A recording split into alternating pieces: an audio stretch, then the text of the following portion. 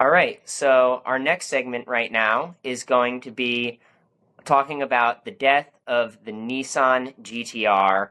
Nissan announced with the release of two limited production special models that they are going to cease production of the GTR after this year. GTR obviously is an extremely historic car in automotive history. It's a big enthusiast car. The first gen Nissan Skyline GTR was released in 1969 with an inline six-cylinder engine and a manual transmission, rear-wheel drive. That car went till 72 when they discontinued it and then brought it back in 89 with the R32 GTR that had the legendary RB26 engine, a twin-turbo inline six-cylinder engine. The R32 was continually developed from R32 to R33 to R34, probably one of the most desirable Japanese sports cars ever made. Of course, in this variant, they were all-wheel drive through the Atessa all-wheel drive system, one of the most technologically advanced all-wheel drive systems at the time, and still one of the most technically advanced all-wheel drive systems. And then, of course, capped off with the R35 GTR, which is the one that they're discontinuing right now, was the longest production run, powered by a twin-turbo V6. All-wheel drive, set a plethora of records that we'll talk about a little bit later. Talk me through this, Victor, what do you think about the death of the GTR? Rest in peace. It's another one gone. We're starting to lose a lot of these cool, cars that people have. And the R35 GTR had a long production run, about 17 years. The first one came out as a 2008 model year, up until now the 2024 model year. And it's been legendary. It's maybe a little bit long in the tooth. There's been a ton of different models and cars that have came out, been updated, replaced, and this thing kept on trucking along.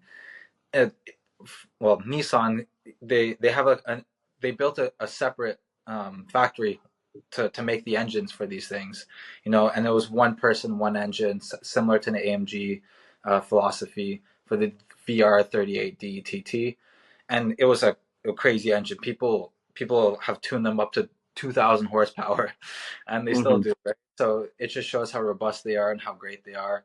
And it was a car that it's relentless in its pursuit of speed.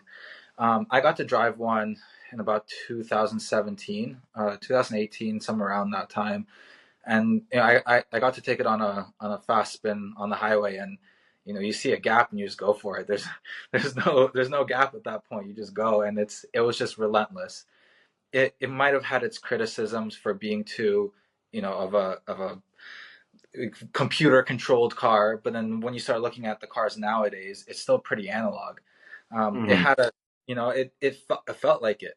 It might have not had the greatest engine noise or the coolest engine, with the cylinder count or anything like that, but it was a big, heavy car in its pursuit of speed. The Tesla all-wheel drive system was cool in itself. It was a rear transaxle with a drive shaft going to the front wheels, so the power goes from the front to the back and then from the back to the front again. And you don't see that. It's a crazy system for a car to have, and it worked really well. It continued on the legacy of the Godzilla cars from the R32 onwards, and it deserved that name. It punched way above its weight. When it first came out, it was faster than a 911 Turbo around the Nürburgring, and it was a fraction of the price. Every year they upped the price a little bit, they updated it. It started with about 470-ish horsepower, and it ended up with about 560 for the normal ones and 600 with the Nismo. So they upped the power, the performance. It was also one of the first cars to break, into the twos from 0 to 60. So I mean, there was all these rumors that you couldn't do it, it'll avoid the warranty, this and that, but still, it was the first car to hit, in the twos, other than like a Veyron or something. So it was crazy. And to come from Nissan, it was one of the only Japanese car companies to continue the legacy of its sports cars from the 90s onwards. Honda really, they got rid of the NSX up until recently. Mitsubishi, long live the Evo, but that's dead. And even Subaru, they discontinued the STI. So for us to lose the R35, I think is a shame. Yeah, I agree. And you talked a little bit about some of those motorsports record, the Nürburgring lap records. I'm just going to give a little bit of an homage to some of the success of the GTR right now in terms of motorsports, in terms of lap times. And the best way to do this is to start by talking about the Nürburgring. In with the R32 in 1989, the car completed a lap time of 8 minutes 22.38 minutes around the semi-wet Nürburgring, making it the fastest production vehicle around the track. In 93, they updated to the R33, and then during testing, they set 7 minutes 59.887 seconds, became the first production vehicle to break into the sub 8-minute mark on the Nürburgring.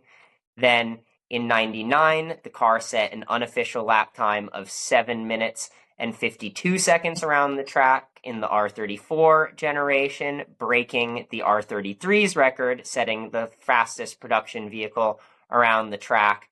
And then the same goes for the R35. Now, talking about racing victories in Super GT, it achieved 4 team championships and 5 drivers' championships over 113 races, 41 wins, 89 podiums, and 36 poles. In GT1, it received a drivers' championship over 20 races, 7 wins, 23 podiums, 3 poles.